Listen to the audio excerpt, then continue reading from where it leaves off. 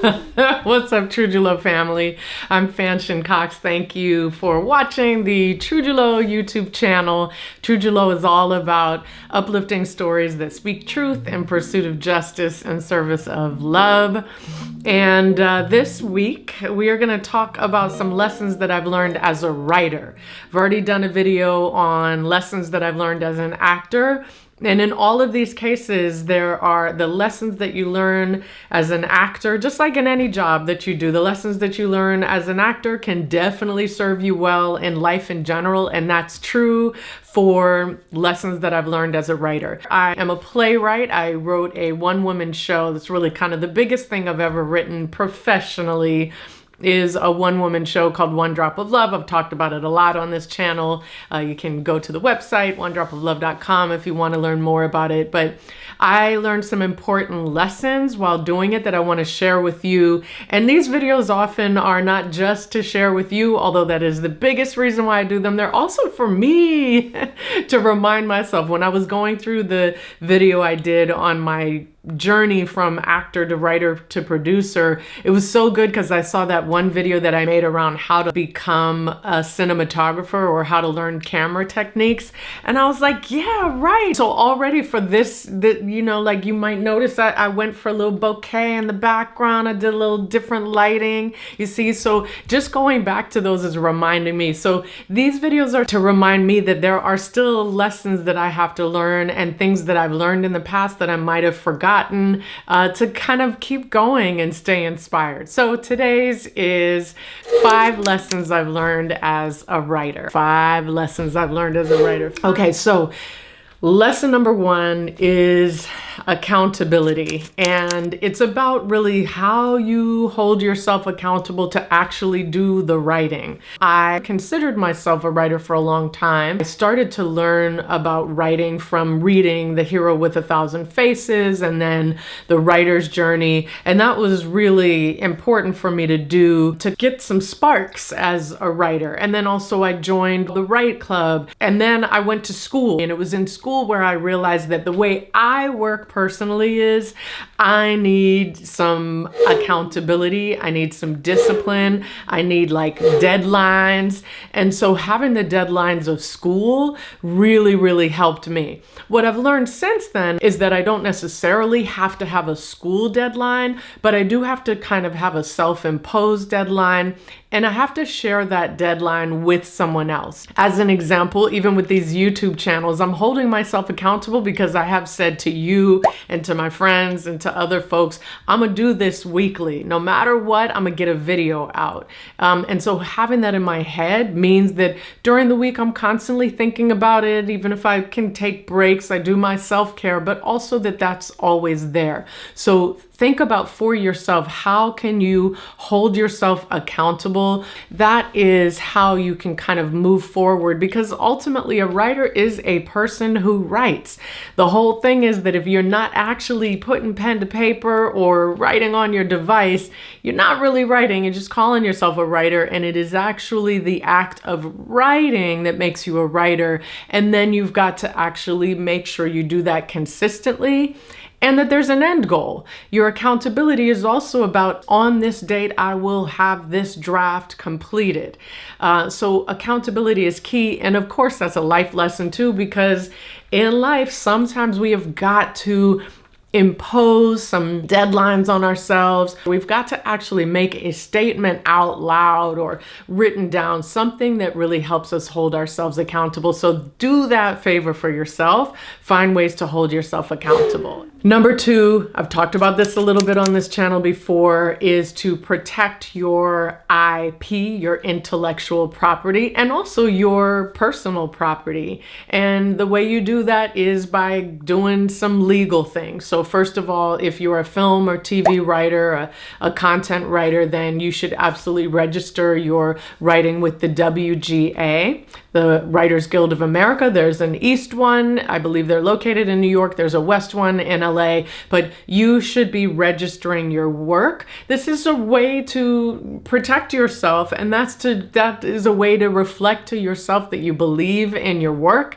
you believe in yourself as a writer. You are unique. You're a unique person, and so it's worth it just to protect yourself in the sense of knowing that your own story is protected. So register it with the WGA. I also talk about in the videos on how to brand yourself. This is the second one on how to brand yourself around trademarking your ideas. So in life, protecting yourself means, for example, estate planning.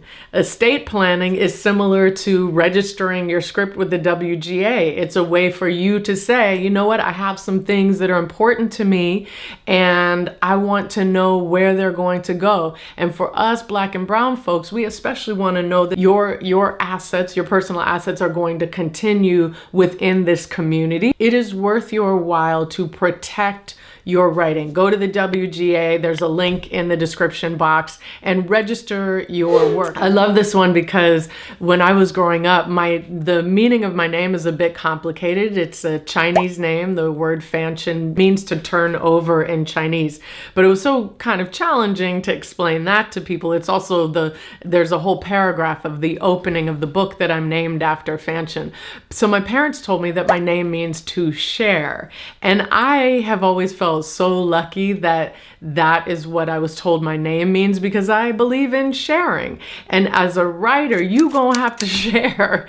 At some point, you are going to have to actually share your work, put it out there in the world and get feedback on it. Don't wait until you've booked yourself a theater and you're gonna go premiere this show for this to be the first time that other people hear your work. Writing ultimately, although it feels very singular and you're kind of by yourself for so much of it, it is also a communal process in the sense that you are writing for an audience and you need to know what works. You need to know what lands with audiences. You need to know what resonates with other people. And the only way to do that is to share it. Start with trusted people in your circle that are going to be honest with you, but also are going to be kind with you. That is important.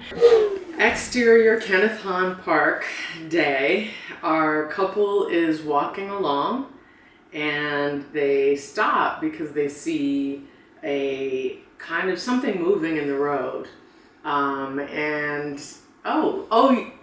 Keep that part. Okay, you reacted really well to that. Okay. Okay. All right. Yeah, should I read that part again? Let's not ask the haters yet. Sometimes it's good to get the haters because, you know, they are going to give you some things that maybe no one that loves you is going to tell you about your work. Maybe some of it is just not useful at all, but start with people that you love, that will be kind with you, but also honest. And you've got to make sure you respect their creative choices. They don't necessarily have to also be a writer or, a storyteller, but you do have to trust their sentiments in terms of story.